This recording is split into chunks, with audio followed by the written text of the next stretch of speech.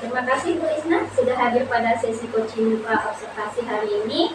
Bagaimana kabarnya hari ini, Bu? Alhamdulillah baik. Ibu apa kabarnya? Alhamdulillah saya sehat. Oh iya, kira-kira nih Ibu Isna ingin membahas mengenai apa nih pada pertemuan kita hari ini? Hari ini saya ingin membahas tentang hal yang membuat saya bingung, termasuk supervisi. Jadi Ibu Isna ingin membicarakan mengenai supervisi pembelajaran, seperti itu ya? Iya. Oke, wah, sepertinya tema kali ini menarik nih. Iya. Oke. Nah, di sesi coaching kali ini kita akan melakukan coaching observasi dulu ya tentang akademik, supervisi akademik. Nah, kira-kira nih dari coaching yang kita lakukan sekarang ini ya itu Bu Isna itu ingin mendapatkan masukan tentang apa? Kemudian saya ingin minta masukan tentang bagaimana pelaksanaan dari pembelajaran di kelas, khususnya di kelas 7B yang fokusnya berpihak pada siswa. Jadi seperti itu, dan dengan memperhatikan karakter siswa, karena siswa kan pasti berbeda-beda karakternya, dan bagaimana siswa itu bisa mengerjakan tugas dan bisa memahami pelajaran dengan mudah. Oke, seperti itu Bu ya. Nah, kira-kira nih rencana pelaksanaan pembelajaran yang akan Bu Isna lakukan ini tentang apa ya? Insya Allah itu rencana pembelajarannya tentang makhluk IPA, khususnya tentang hakikat ilmu sains dan metode ilmiah. Oke, tentang ilmu sains dan metode ilmiah ya. Oke ya. Nah, dalam sesi pembelajaran kali ini kira-kira apa sih tujuan pembelajaran dari materi yang ingin Bu Isna sampaikan tadi? Tujuannya itu pastinya siswa bisa menganalisis hakikat ilmu dan sains dan bisa melakukan percobaan pengumpulan khususnya secara. Nah, kira-kira nih pada saat Bu Isna ingin mempraktikkan proses pembelajarannya ini kira-kira menggunakan model pembelajaran seperti apa? Mungkin PBL. Jadi menurut Bu Isna model ini cocok untuk menyampaikan materi yang Bu Isna ingin sampaikan tadi. Iya. Nah, dari kegiatan nih apa saja nih? Tadi Bu Isna ingin menerapkan metode PBL tadi ya, problem, yes, dan oke. Kira-kira apa saja rencana Bu Isna untuk mencapai tujuan tersebut dengan menggunakan PBL tadi?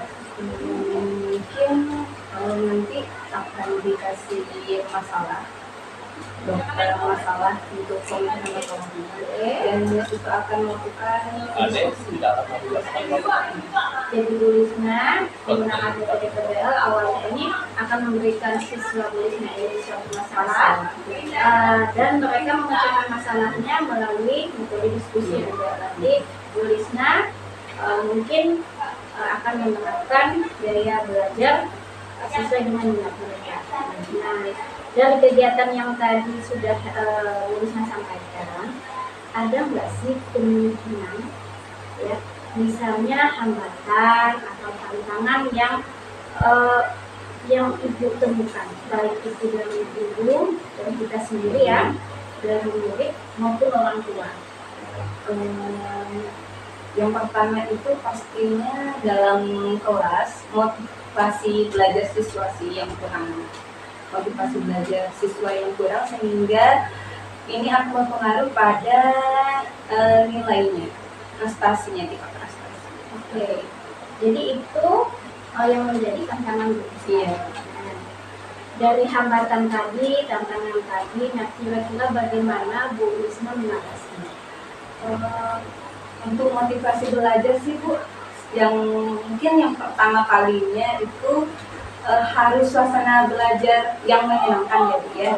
Suasana belajar yang menyenangkan, terus harus ada media belajarnya sesuai dengan perbedaan karakteristik siswanya. Selanjutnya gurunya juga Bu. Gurunya harus memaksimalkan pengetahuannya, harus ikut kegiatan kumpulan guru, dan selanjutnya juga harus melakukan evaluasi terus-menerus.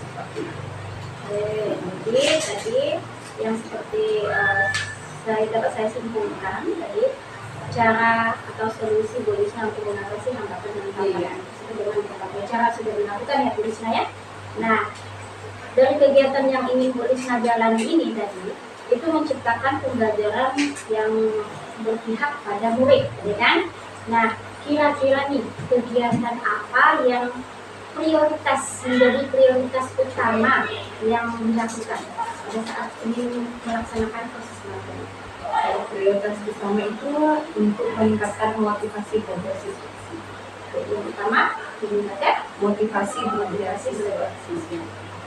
Nah, dari ukuran keberhasilan ini seperti apa yang Bu Lisna harapkan? Misalnya saya gini ya, memberikan skala nih, skala dari 1 sampai 10. Nah, pada posisi saat ini sebelum melakukan proses pembelajaran dengan metode yang akan disampaikan, Bu Lisna merasa posisi Bu Lisna itu di skala nomor berapa? Dari 1 sampai 10 jika saya berikan penilaian. 7. Oke.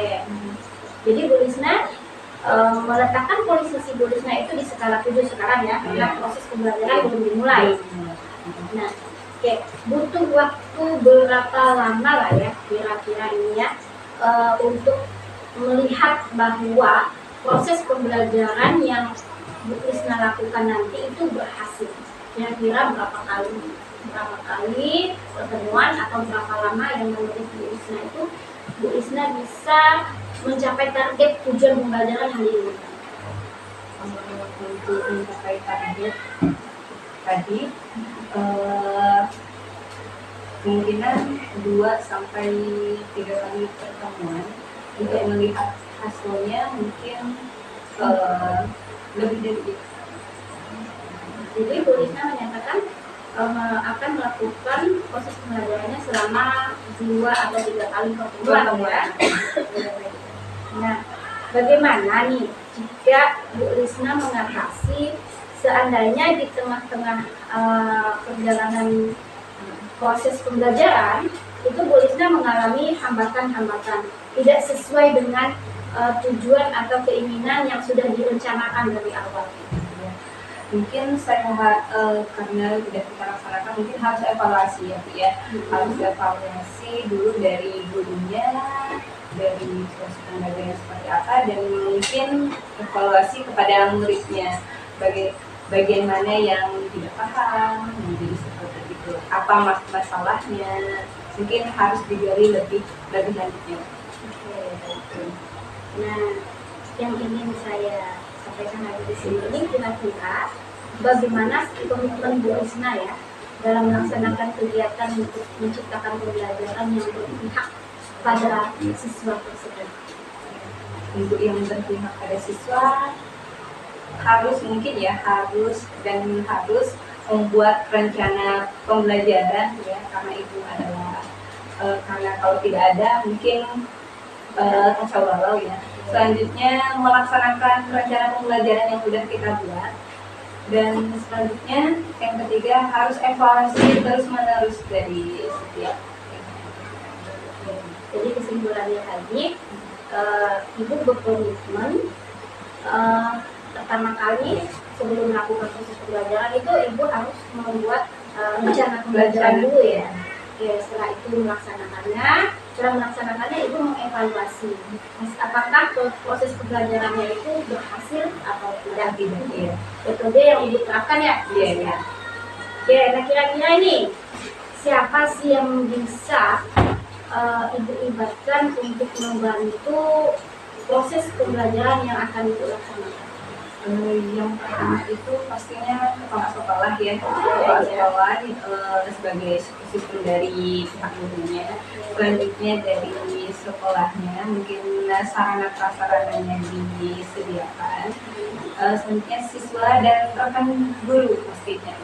Rekan guru karena bisa saling sharing seperti ini Bu.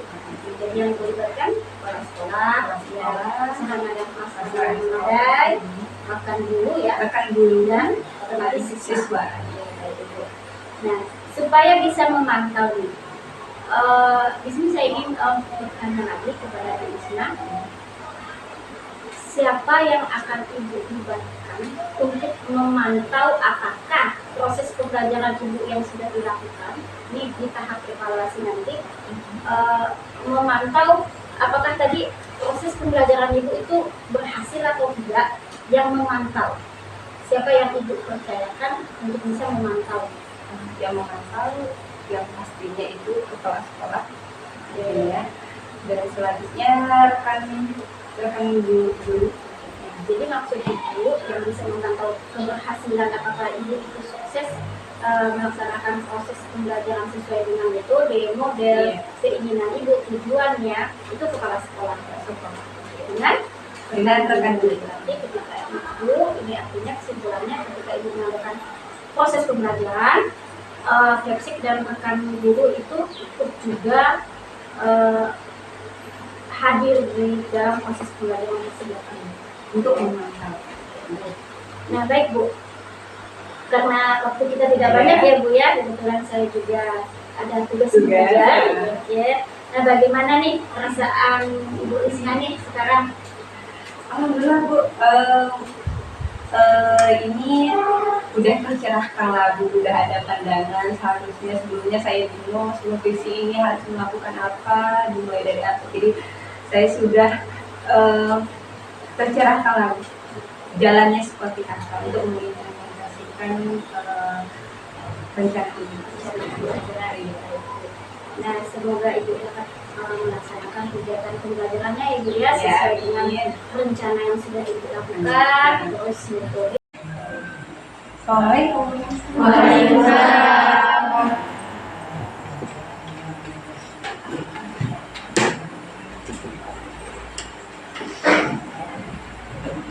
Assalamualaikum warahmatullahi wabarakatuh. Waalaikumsalam warahmatullahi wabarakatuh.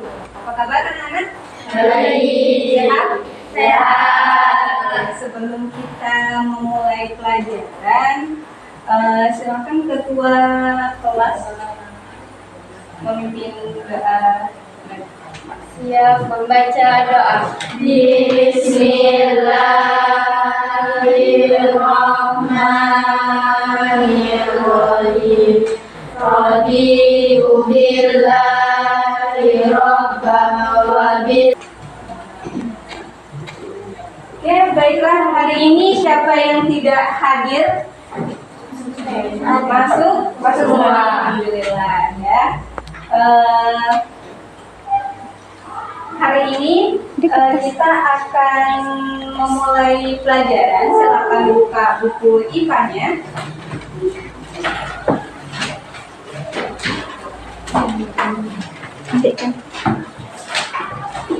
IPA-nya. Topiknya hari ini tentang apa?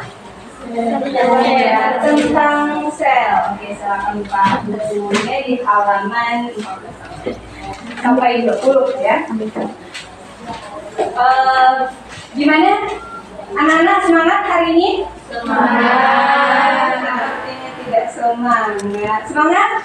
Semangat. Kurang semangat. Alangkah baiknya kita motivasi diri kita untuk lebih semangat lagi ya, dengan cara tepuk semangat ya. Tepuk semangat ya. Tepuk semangat. Semangat.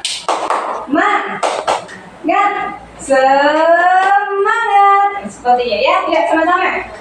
Oke, 1, 2, 3. Semangat.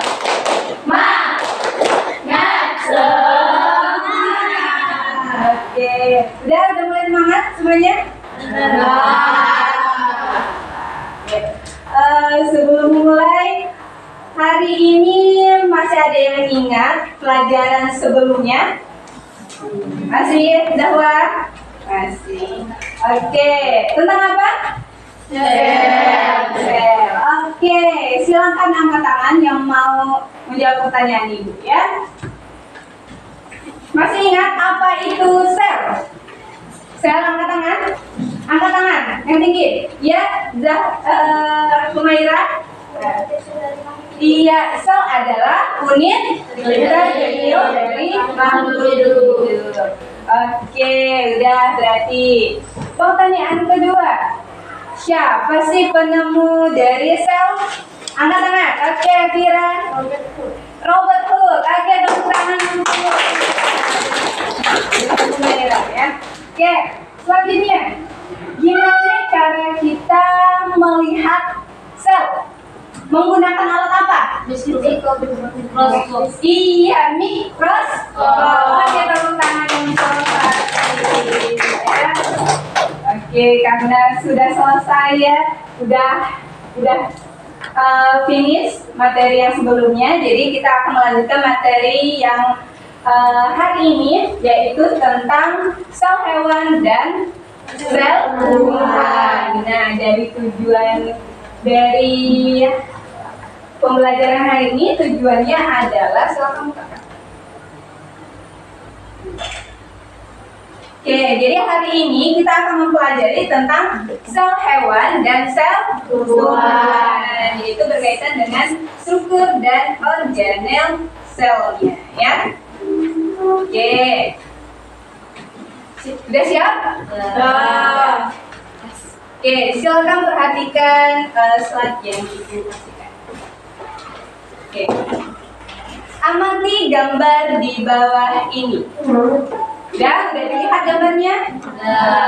Gambar pertama gambar apa? Kucing. Gambar kedua? Putri malu. Putri malu ya, putri yang malu ya. Oke.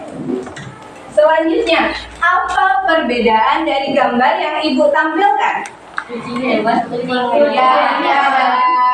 hewan, yang ini tumbuhan. Apalagi perbedaannya? Kucing bernapas. Kucing bernapas. Tumbuhan bernapas. Kesamaan ya. Itu kesamaan. Perbedaannya?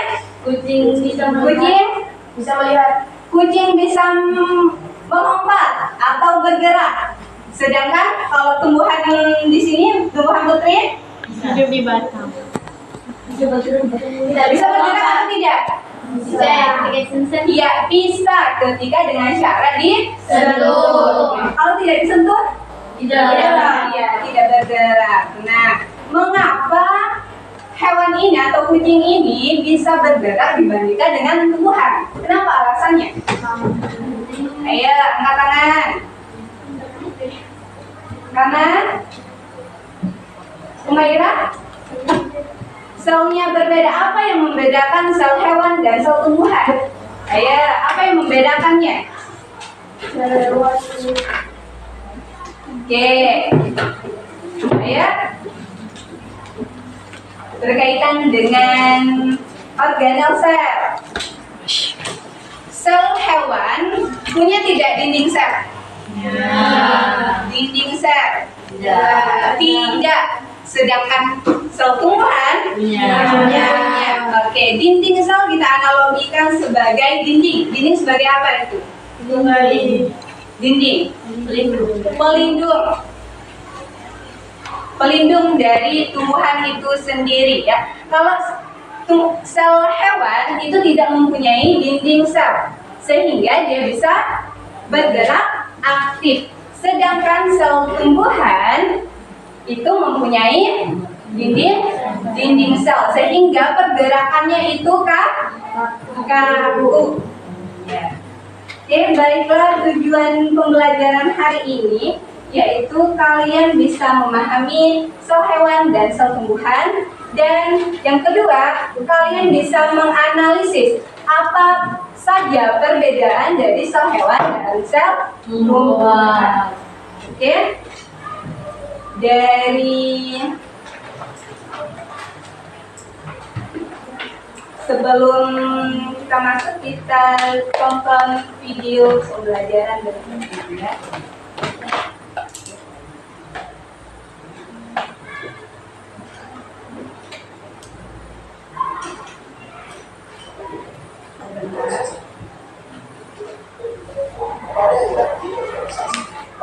Sel berada di tingkatan struktural terendah yang masih mampu menjalankan semua fungsi kehidupan. Berbeda dengan tingkatan molekul, sel mampu melakukan regulasi terhadap dirinya sendiri, memproses energi, tumbuh dan berkembang, tanggap terhadap lingkungan, serta melakukan reproduksi tubuh melestarikan jenisnya. Ini adalah sel. Lalu, apa sebenarnya sel? Surat penjelasan berikut ini.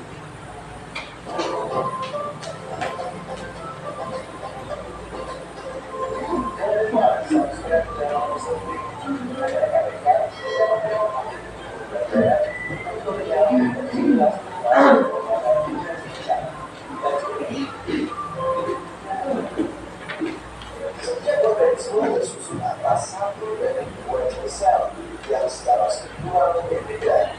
Kedua jenis sel tersebut adalah sel prokaryotik dan juga sel eukaryotik.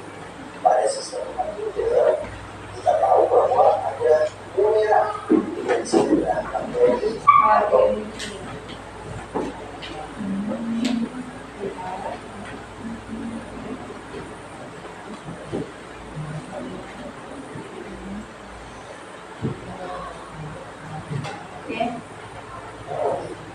Ibu ulang ya videonya. pada hierarki organisasi kehidupan, sel berada di tingkatan struktural terendah yang masih mampu menjalankan semua fungsi kehidupan. Berbeda dengan tingkatan molekul, sel mampu melakukan regulasi terhadap dirinya sendiri, memproses energi, tumbuh dan berkembang, tanggap terhadap lingkungan, serta melakukan reproduksi untuk melestarikan jenisnya. Ini adalah sel. Lalu, apa sebenarnya sel? Surat penjelasan berikut ini.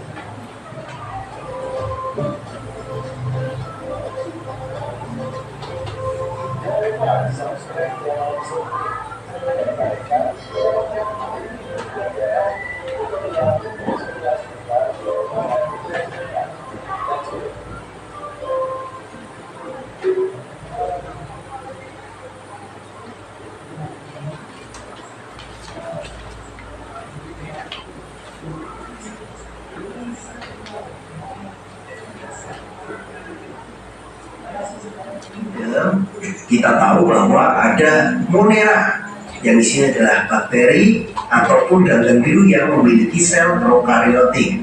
Berbeda dengan yang protista, jamur, tumbuhan, dan hewan yang semuanya terdiri atas sel eukaryotik. Kita perlu tahu bahwa sel prokaryotik itu adalah sel yang memiliki nukleus atau inti selnya, tetapi di dalam inti sel itu tidak diselimuti membran inti.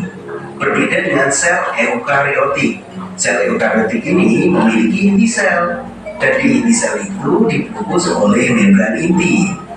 Sel pertama kali ditemukan oleh Robert Hooke pada tahun 1665, abad ke-19.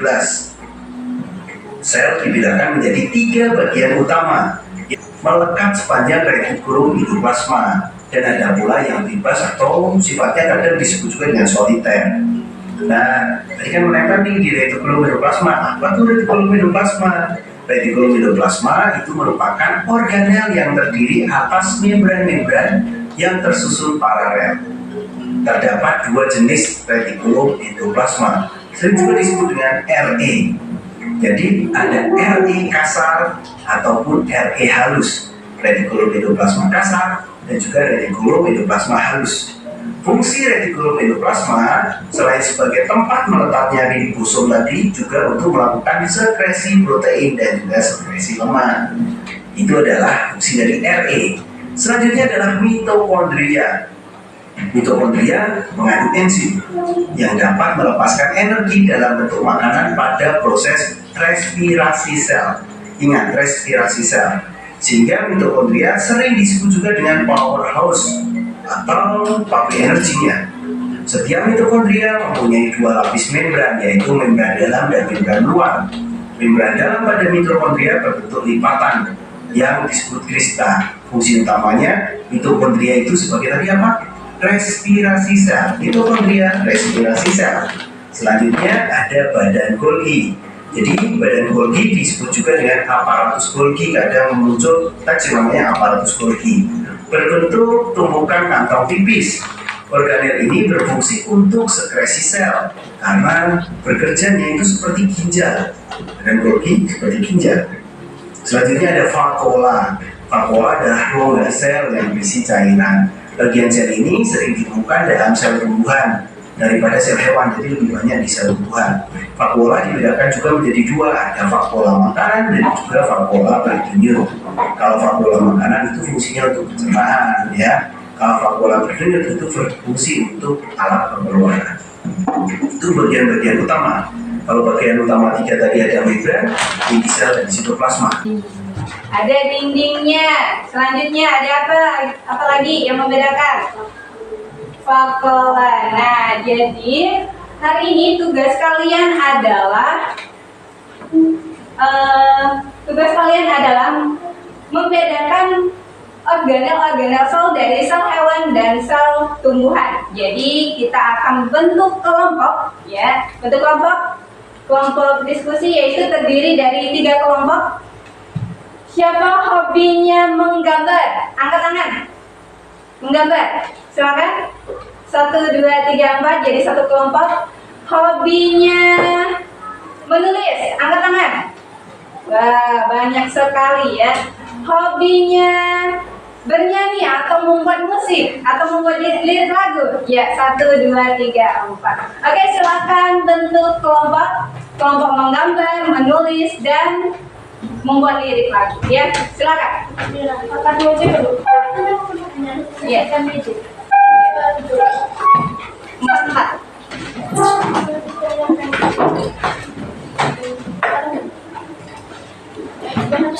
Silakan bentuk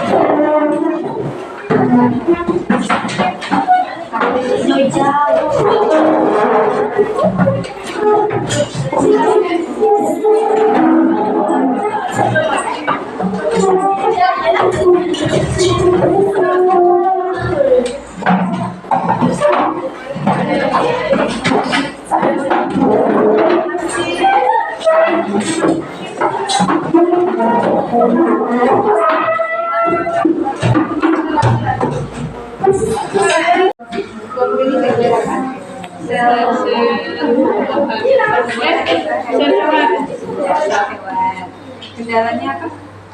Ada kendala nggak? Ya, ada. Ya, silakan ya.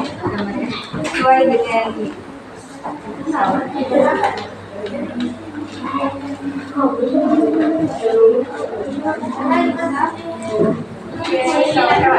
silakan.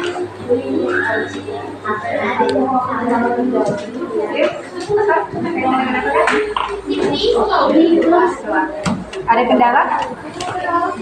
Tidak, aman. Sip. Kelompok ini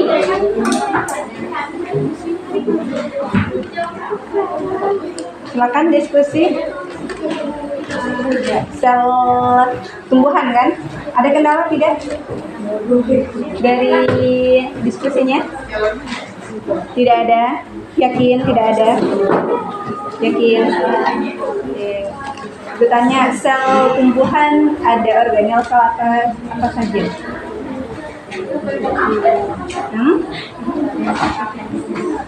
Yang paling membedakan vakuolanya. Fungsi vakuola tadi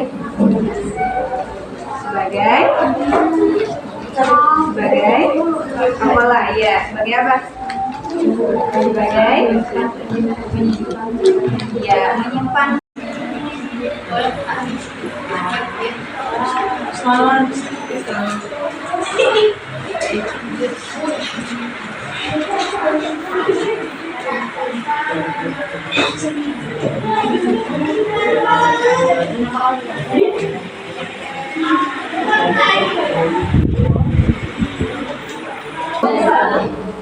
Oke, kelompok ini menulis berkaitan dengan sel, ya sel hewan ya.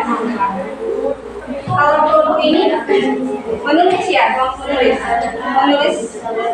sel pembuahan ya nanti.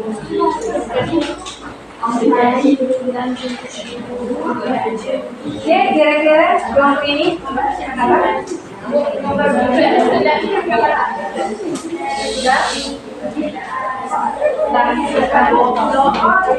Oke, kelompok menggambar apa kira-kira? Ya, menggambar sel hewan dan sel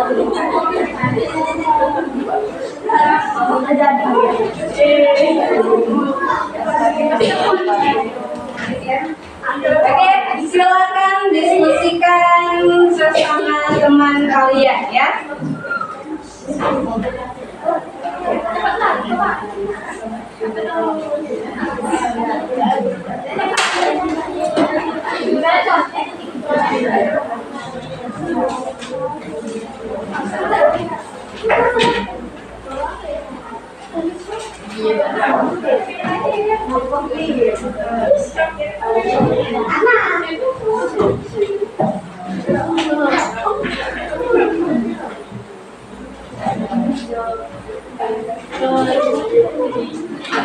Anak-anak udah selesai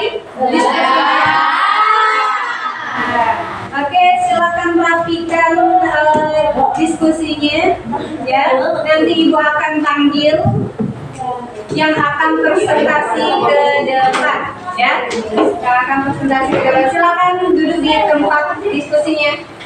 Duduk ya. Ya.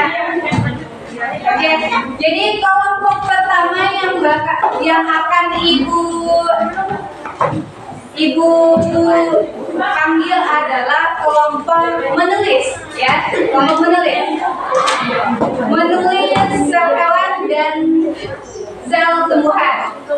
Oke, yang pertama silakan maju kelompok sel hewan. Oke, beri semangat.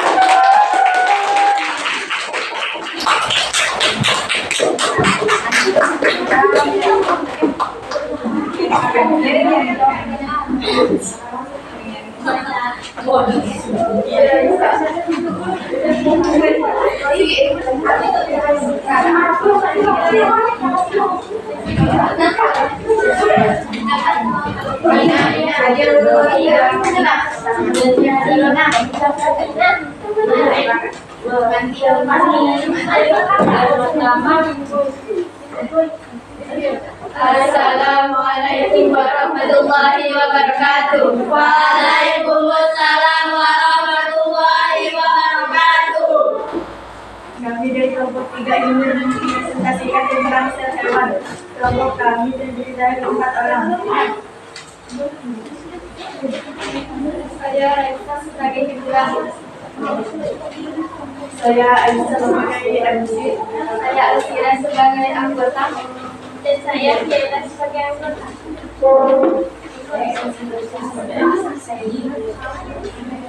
Kami akan membahas bagian-bagian sel hewan. 1. Lisosom. Lisosom mengandung enzim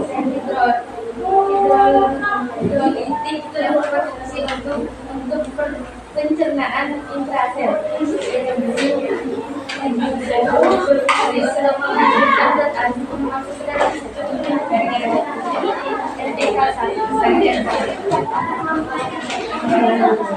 Sel berfungsi untuk sintesis protein melalui mekanisme transkripsi dan transliterasi.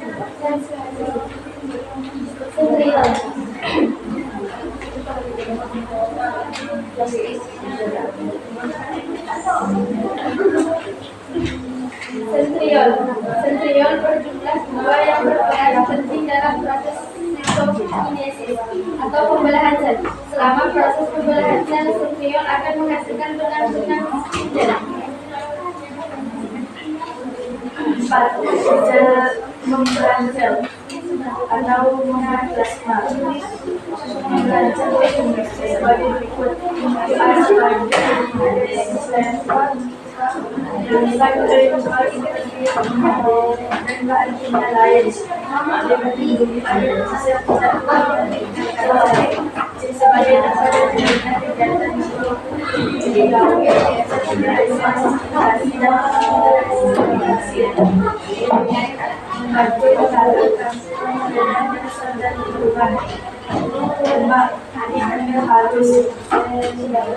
Harus berfungsi untuk menghasilkan karbohidrat dan lemak sel atau nukleus. Nukleus berfungsi mengendalikan saluran dan seluruh kegiatan yang terdapat dalam sel.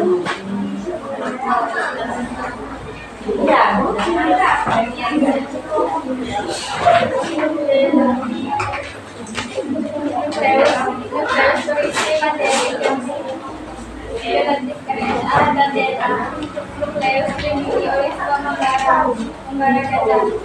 Ribosom berfungsi sebagai dapat membangunnya sintetis protein.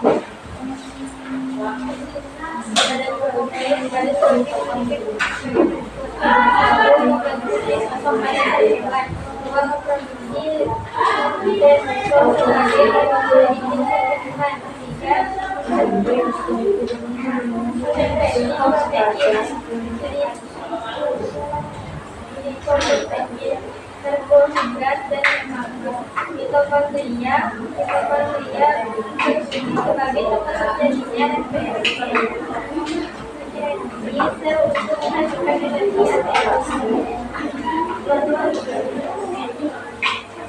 sekian presentasi dari kami. Assalamualaikum warahmatullahi wabarakatuh. Waalaikumsalam warahmatullahi wabarakatuh. Oke, tepuk tangan untuk kelompok.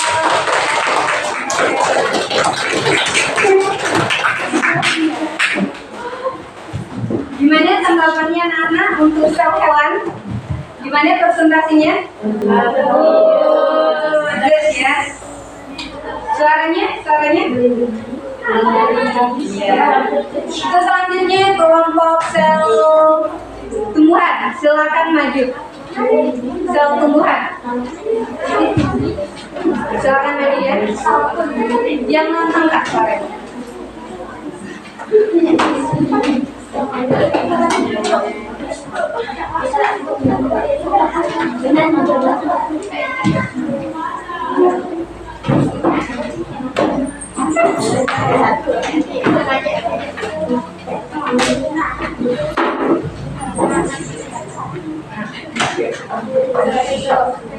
Assalamualaikum warahmatullahi wabarakatuh. Waalaikumsalam warahmatullahi wabarakatuh.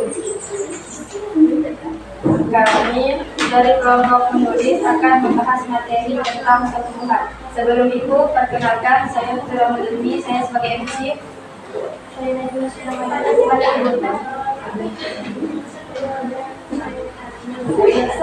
Saya Indra Atira sebagai saya Edrina Salihah sebagai anggota. Retikulum endoplasma kasar. Retikulum endoplasma kasar permukaannya terdapat ribosom.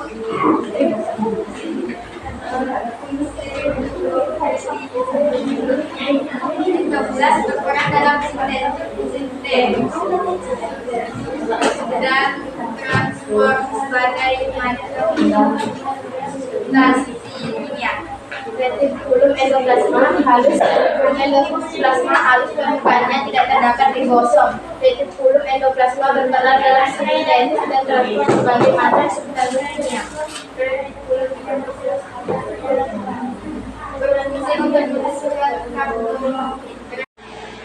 Assalamualaikum warahmatullahi wabarakatuh. Waalaikumsalam warahmatullahi wabarakatuh. Perkenalkan, nama saya Eva Luciana, CGP Angkatan 10 Kabupaten Sambas. Pada hari ini, saya ingin melaksanakan tugas CGP saya, yaitu melakukan pasca observasi terhadap rekan sejawat. Di depan saya adalah rekan sejawat saya yang bernama Ibu Isnayani, SPD. Beliau mengajar pada materi. Apa kabar Bu Isna? Alhamdulillah. Bagaimana jalan Bu Isna? Sehat Bu Eva gimana? Alhamdulillah sehat. Terima kasih karena sudah hadir pada hari ini Bu Isna. Ya sama-sama Bu. Baiklah Bu Isna, bagaimana kalau kita mulai dari sekarang ya pasca observasinya. Baik Bu Isna, kemarin Ibu Isna sudah melakukan proses observasi ya Bu Isna ya. Bu Isna sudah melakukan proses pembelajaran di kelas apa kemarin yang di kelas 8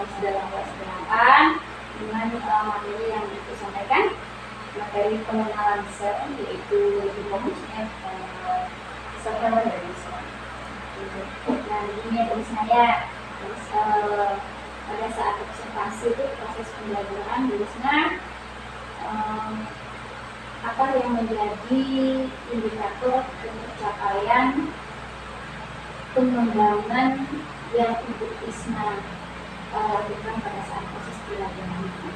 Pada saat proses pembelajaran yang ingin saya fokuskan itu adalah siswa mampu menganalisis sel hewan dan sel tumbuhan.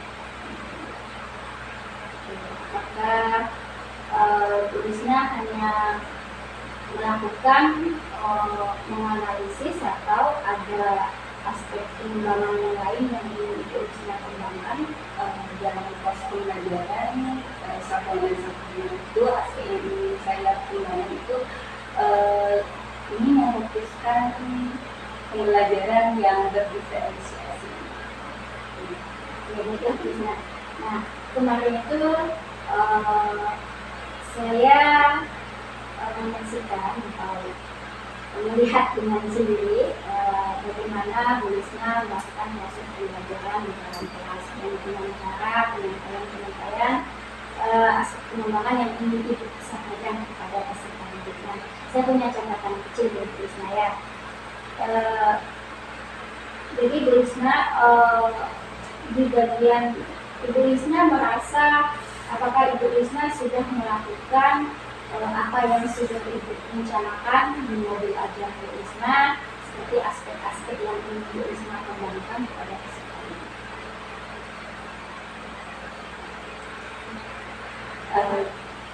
Jadi pada proses pembelajaran ya Ibu ya, dalam kegiatan pembelajaran itu saya melakukan 3 tahap pembelajaran, yaitu yang pertama pendahuluan, yang kedua inti, pendidikan inti, dan ketiga didik.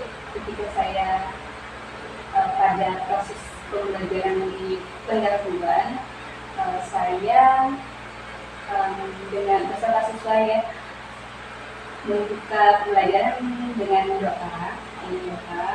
Selanjutnya pengkondisian kelas, karena saya melihat kondisi kelasnya itu lebih membantu atau tidak antusias, jadi saya membuat ice breaking terhadap peserta didik. Jadi kita bersama-sama melakukan ice breaking untuk membuat semangat gitu ya. Selanjutnya itu saya melakukan pertanyaan otomatik berkaitan dengan sel hewan dan sel tumbuhan, dan selanjutnya saya menekankan bahwa pembelajaran ini tujuannya untuk apa, dan sesuai dengan tujuan pembelajaran yang sudah saya rencanakan. Tadi Ibu ada menyebutkannya ada kegiatan pendahuluan, ada kegiatan inti, dan kemudian ada kegiatan bentuk ya. Aktivitas apa sih yang Ibu lakukan pada saat kegiatan intinya itu, dan seperti apa bentuk dari aktivitas tersebut, kemudian bagaimana cara Ibu menilai apakah Ibu sudah melanjutkan langkah-langkah yang ibu rencanakan di dalam hidup. Yang pertama-tama itu kegiatan inti ya. Kegiatan inti itu saya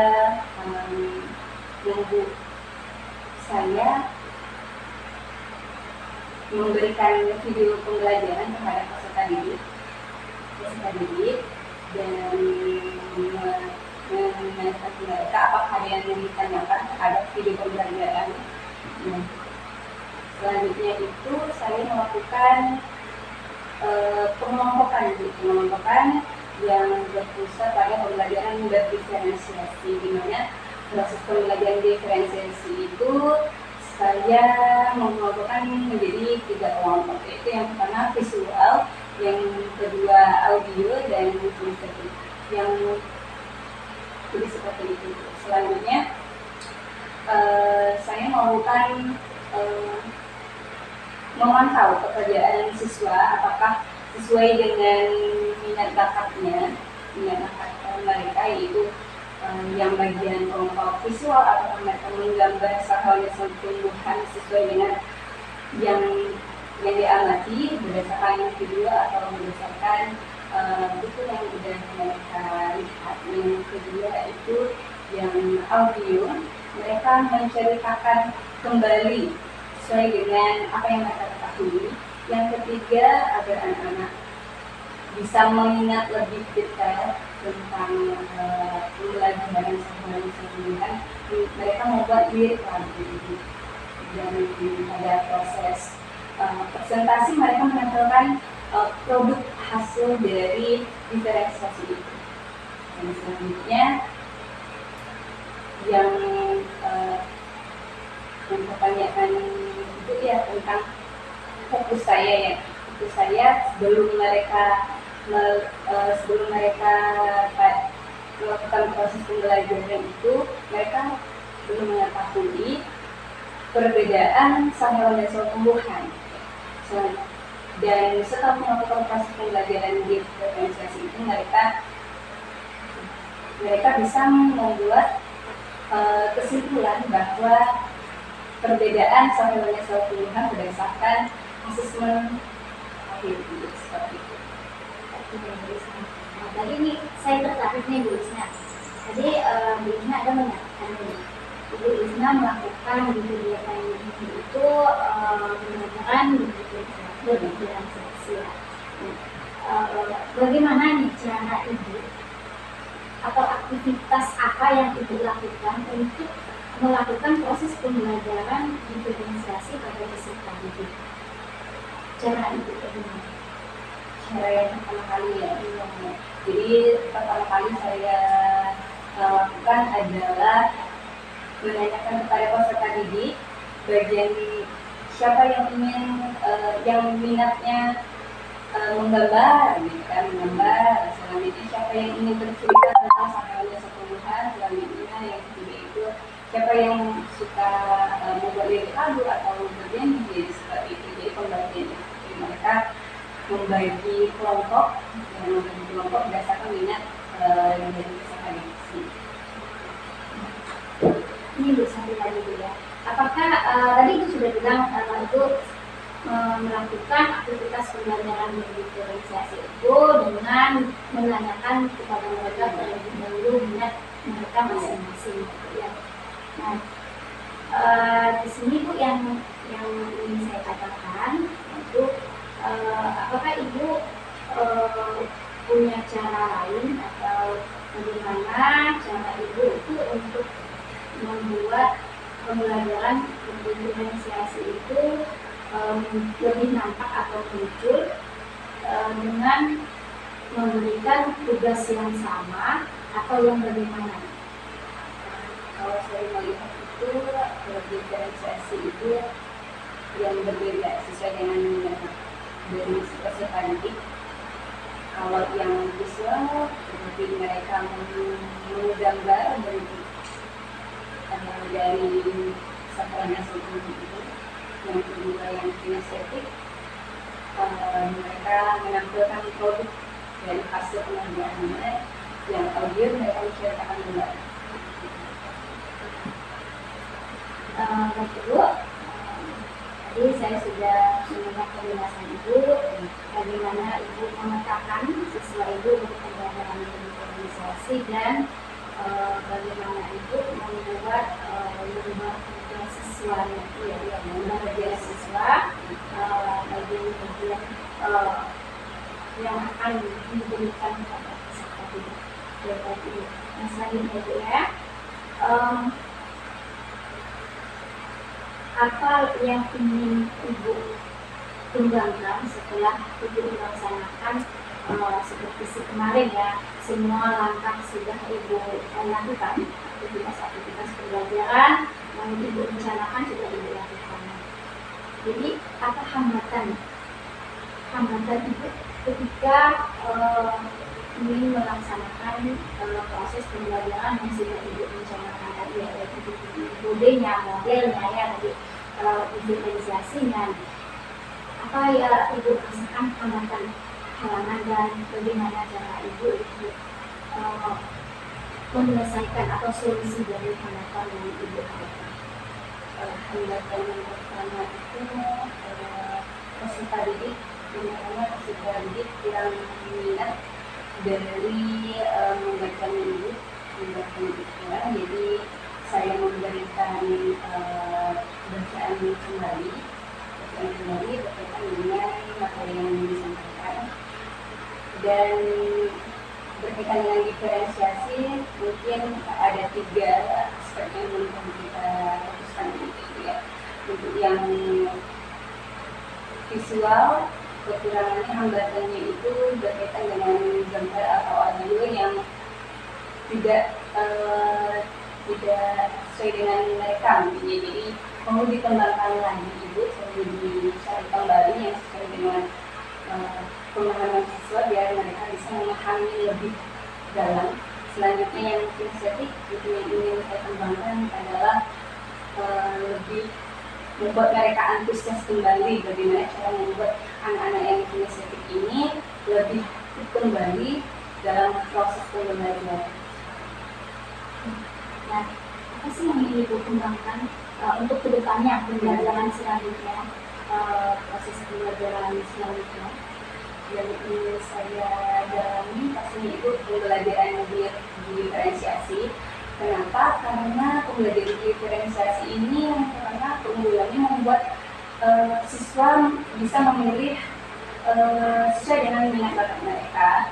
Selanjutnya mereka leluasa dalam hal mereka senang mendapat tugas sesuai dengan minat bakat mereka. Yang ketiga, mereka lebih antusias dalam proses pembelajaran. Yang keempat, mereka bisa menampilkan hasil-hasil karya yang berbeda, dan ternyata peserta didik ini mempunyai bakat-bakat yang lebih luas lagi. Jadi yang ingin dikembangkan di proses pembelajaran selanjutnya yaitu pembelajaran dan diferensiasi. Baik Ibu, terima kasih. Itu dari hasil dari pasca observasi kita pada hari ini. Saya akhiri. Wassalamualaikum warahmatullahi wabarakatuh. Waalaikumsalam warahmatullahi wabarakatuh.